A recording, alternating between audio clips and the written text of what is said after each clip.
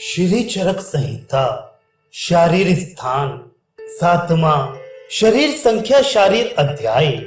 अब इसके बाद शरीर संख्या नामक शारीर की व्याख्या की जाएगी। जैसा कि भगवान आत्रेय ने कहा था, शरीर विज्ञानार्थ अग्निवेश का प्रश्न संपूर्ण शरीर को अवयवों में विभाग कर संपूर्ण शरीर के ज्ञान और उन शरीर अवयवों के प्रमाण को जानने के लिए अग्निवेश ने भगवान आत्रेय से प्रश्न पूछा। त्वचाओं का वर्णन। अग्निवेश से भगवान आत्रेय ने कहा, हे अग्निवेश, तुमने जिस प्रकार प्रश्न पूछा है उसके अनुसार शरीर की व्याख्या एकाग्र चित्त होकर मुझसे सुनो।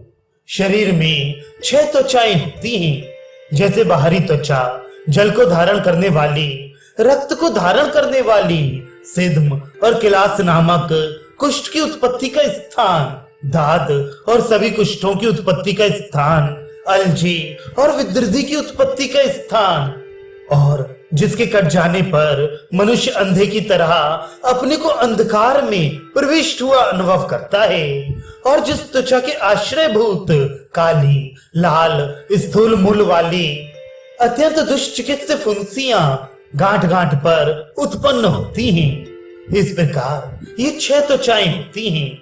ये त्वचाएं षडंग शरीर को व्याप्त किए रहती हैं। अंगों का विभाग। यहाँ ये शरीर के अंगों का विभाग है, जैसे 2 बाहां, 2 पैर, सिर, ग्रीवा और मध्य शरीर।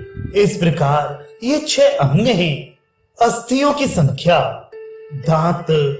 दांत के उलूखल अर्थात जबड़ों के गड्ढे और नख के साथ 360 अस्थियां होती हैं। दांत 32, दंतोलूखल 32, नख 20, हाथ पैर की उंगलियों की अस्थियां 60, हाथ पैर की शल्कास्थियां 20, हाथ पैर की उंगलियों के आश्रयभूत 4, एड़ी की अस्थियां 2, पैर में गुल्फ की अस्थियां 4, हाथ के मणिबंध में 2, अरतनी की अस्थियां 4, जंघा अस्थियां 4, जानु अस्थियां 2, जानुपाल 2, उर्विस्थ 2, बाहु की नलकास्थियां 2, अंश की अस्थियां 2, अंश फलक 2, अक्ष का अस्थि 2, जत्रु की अस्थि 1, तालु की अस्थियां 2, श्रोणी फलक 2, भगास्थि 1, पीठ की अस्थियां 45, गर्दन की अस्थियां 35, छाती की अस्थियां 14, दोनों पार्श्वों में पर्शुकास्थियां 24, पर्शिकाओं के मूल स्थान में लगे हुए स्थालक 24, पर्शिकाओं के मूल भाग में जो अर्बुद के आकार के होते हैं वे स्थलकारबुद 24, हनुमस्थि 1, हनुमूल को बांधने वाली अस्थियां 2, नासिकास्थ 1, गंडकूटास्थि 1, ललाटास्थि 1, शंखास्थियां 2, सिर की कपालास्थियां 4। इस प्रकार दांतों के उलूखल और नख के साथ अस्थियों की संख्या 360 हो जाती है। 5 इंद्रिय अधिष्ठान। इंद्रियों के अधिष्ठान अर्थात रहने के स्थान 5 हैं, जैसे त्वचा, जिह्वा, नासिका, चक्षु और श्रोत्र। 5 बुद्धिंद्रियां होती हैं, जैसे स्पर्श इंद्रिय, रसनेन्द्रिय, घ्राणेन्द्रिय, दर्शनेन्द्रिय और श्रोत्रेंद्रिय। 5 कर्मेंद्रियां होती हैं, जैसे 2 हाथ, 2 पैर, गुदा, मूत्रेंद्रिय और जिह्वा। हृदय। हृदय चेतना का स्थान 1 है। प्राणायतन। 10 प्राणों के आयतन अर्थात घर हैं, जैसे मूर्धा अर्थात सिर, कंठ, हृदय, नाभि, गुदा, मूत्राशय, ओज, शुक्र, शोणित और मांस। इनमें पहले के 6 प्राणायतन को मर्म कहा जाता है। कोष्ठांग। कोष्ठ के अंग 15 होते हैं, जैसे नाभि, हृदय, क्लोम, यकृत, प्लीहा, दोनों वृक्क, बस्ती, पुरुषाधार, आमाशय, पक्वाशय, उत्तरगुद, अधरगुद, क्षुद्रांत्र, स्थूलांत्र और वपावहन। प्रत्यंग। 6 अंगों में संलग्न 56 प्रत्यंग होते हैं, जिन प्रत्यंगों को अंगों की संख्या बताते समय नहीं कहा गया है, उन प्रत्यंगों की पर्यायों से यहाँ व्याख्या की जाएगी। जैसे 2 जंघा पिंडिकाएं, दो उरुपिंडिकाएं, दो इच्छ, दो अंडकोश, एक मूत्रेंद्रिय, दो उखाएं, दो वंक्षण, दो कुकुंदर, एक वस्तिशिर, उदर, दो स्तन, दो कफ के स्थान, दो बाहुपिंडिकाएं, एक चुबुक, दो स्रकणी, दो दंतवेष्ट, एक तालु, एक गलशुंडी, दो उपजीविकाएं, एक गोजिव्या, दो गंडस्थल, दो कर्णपुत्रिका, दो अक्षिकूट, आंख के 4 वर्तम, दो नेत्र कनिकाएं, दो भौहें, एक अवटो अर्थात ग्रीवा का पिछला भाग, 2 हाथ और 2 पैर। इनके तलुए ये 56 प्रत्यंग हैं। शरीर के छिद्र 9 बड़े बड़े छिद्र हैं, 7 सिर में और 2 नीचे, अर्थात 2 आंख के छिद्र, 2 नाक के छिद्र, 2 कान के छिद्र, 1 मुख का छिद्र, ये 7 सिर में, 1 गुदा का छिद्र, 1 मूत्र मार्ग का छिद्र, ये 2 नीचे हैं। दृश्यों का वर्णन ही अभिप्रेत। ये पूर्व में त्वचा से लेकर पाणिपत तल तक जो वर्णन किया गया है, ये दृश्य अर्थात प्रत्यक्ष है। इन्हीं का वर्णन किया जा सकता है, अर्थात जो अप्रत्यक्ष है वे तो केवल आप्तोपदेश एवं अनुमान गम्य ही होते हैं। स्नायु शिरा आदि की संख्या, इसके बाद जो कहा जाएगा उनका प्रत्यक्ष नहीं होता है, अतः उनका निर्देश भी नहीं किया जा सकता। इसलिए वे केवल तर्क से, अनुमान से जाने जा सकते हैं। जैसे 900 स्नायु, 700 सिराएं, 200 धमनियां, 400 पेशियां, 107 मर्म, 200 संधियां, 29,956 सिरा और धमनियों के विभाजित हुए सूक्ष्म मुखाग्र हैं। इतने ही केश, दाढ़ी, रोम हैं, अर्थात 29,956 हैं। इस प्रकार दृश्य और अदृश्य की संख्या बता दी गई। इनमें त्वचा आदि दृश्य हैं। इसके बाद अर्थात पाणिपत तल के बाद सब अनुमान गम्य हैं।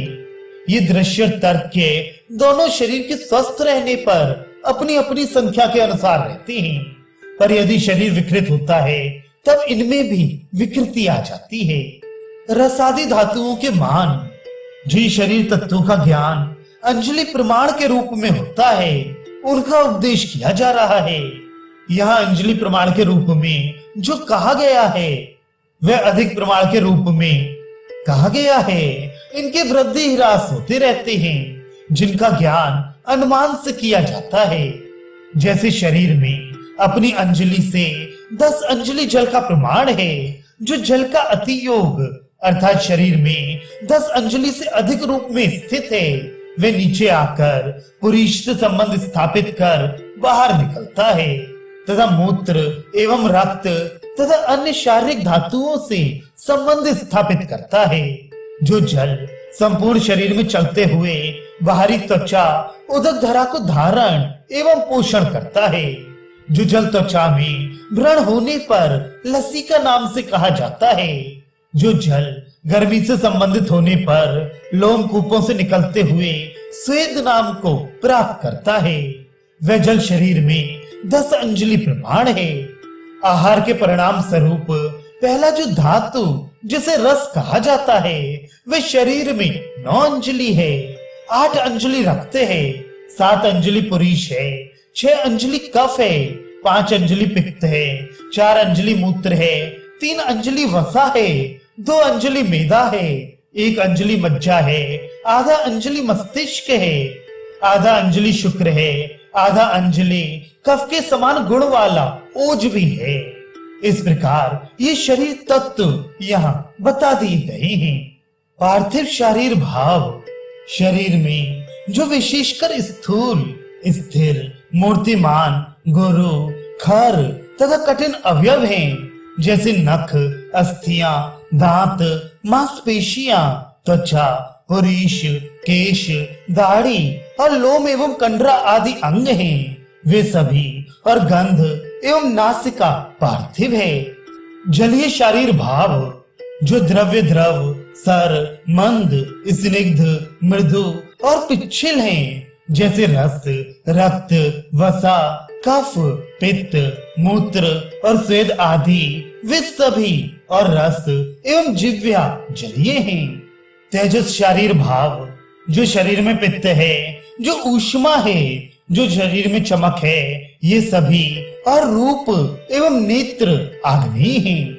वातज शारीर भाव जो शरीर में उच्छ्वास, निश्वास, उन्मेष निमेष अर्थात नेत्र खोलना और बंद करना, आकुंचन अर्थात किसी वस्तु को अपनी ओर खींचना, प्रसारण अर्थात फैलाना, गमन, प्रेरण, धारण आदि क्रियाएं हैं वे सभी।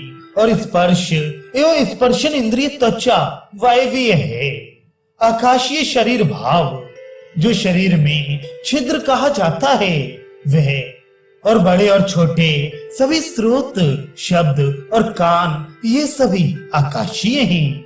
जो प्रयोगता है अर्थात इन सभी भावों को प्रयोग में लाता है वह आत्मा प्रधान है। और इस शरीर में मन एवं बुद्धि उसके भाव हैं।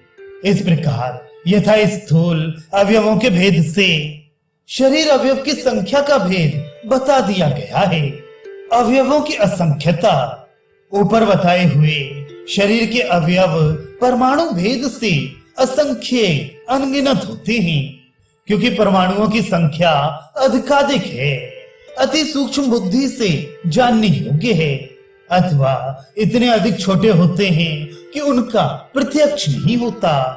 और ये परमाणु अतीन्द्रिय अर्थात इंद्रियों से जानने के अयोग्य होते हैं। उन परमाणुओं के संयोग एवं विभाग में वायु और कर्म एवं स्वभाव कारण होते हैं।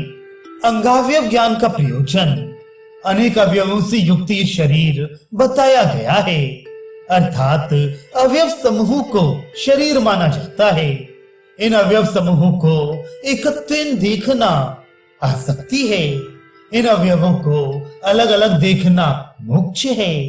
प्रकृति जब संग रहित होता है तब सर्व संतान की निवृत्ति होने पर अर्थात संयोग विभाग की परंपरा का नाश होने पर आत्मा की निवृत्ति अर्थात मोक्ष हो जाता है।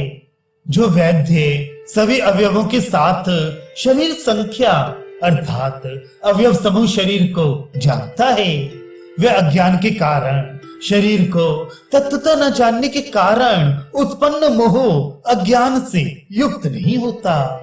सभी प्रकार से शरीर तत्वों को जानने वाला विद्वान अज्ञान के कारण होने वाले दोषों से अभिभूत नहीं होता, और सभी शरीर तत्वों को भले प्रकार जान लेने पर सर्व कारण व दुखम को समझकर राग द्वेष से रहित हो जाने पर निर्दोष, स्पृहा रहित, शांत और पुनर्जन्म शून्य होकर शांत हो जाता है।